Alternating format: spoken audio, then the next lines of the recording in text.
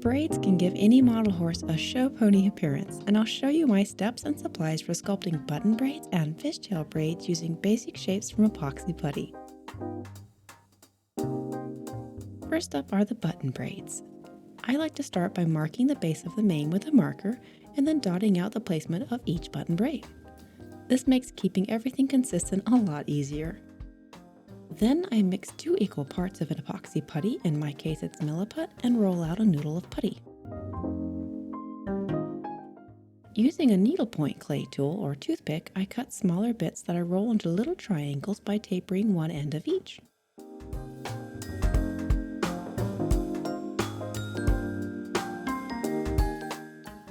Wetting my fingers with water helps smoosh the putty onto the model.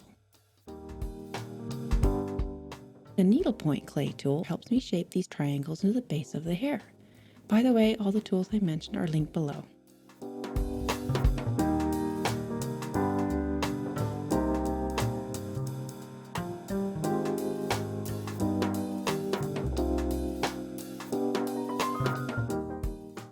A rubber tip clay shaper helps me shape these triangles into the base of the hair.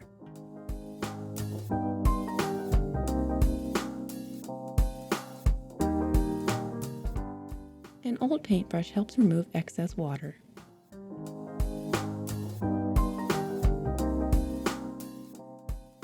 A hobby knife lets me trim off the excess putty and make sure the hair is lining up right.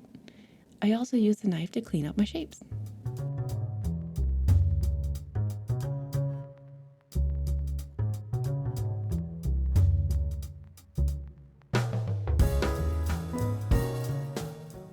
The needle-pointed tool returns for the hair detailing.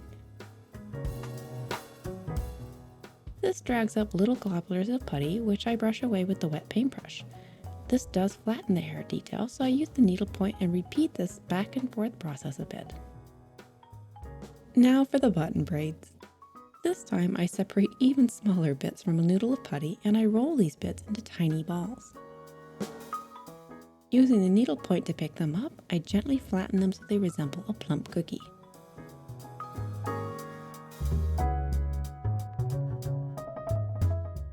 Gently carving crisscross lines simulates the look of braided and rolled up hair. At the small scale, this part is tricky, so I take my time and I don't rush myself.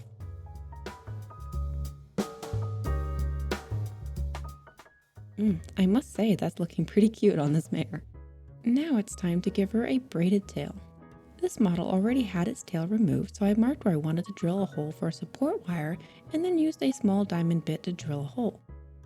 I inserted steel wire and used tape to create a support armature for my putty, which I stiffened with CA glue and baking soda. Very thin bits of putty that I allowed to harden further helped strengthen the tape armature.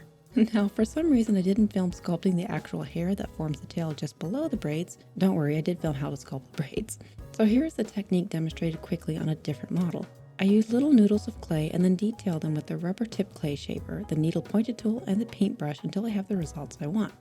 Okay, now for the braided section of the tail. This I did film. Yay! The exposed wire was coated in CA glue and baking soda to give a textured tooth for my putty to stick to, and I roll out 3 noodles again. 2 are the same size and they are the length of the exposed wire. The other is much skinnier. The 2 matching noodles stick on either side of the wire. This will represent the hair that is pulled up into the fishtail braid.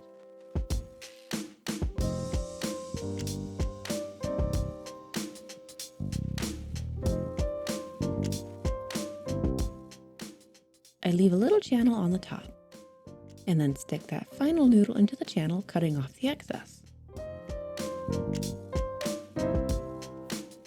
The technique I used here I've demonstrated in a prior braiding sculpting tutorial, and here it is again, starting with the dots that guide my lines. Then I draw diagonal lines on one side and another set of diagonal lines going the other direction on the other side.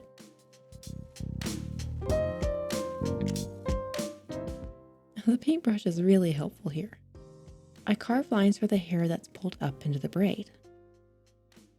Going slow and taking my time is crucial at this scale, although, to be honest, I find it sort of meditative.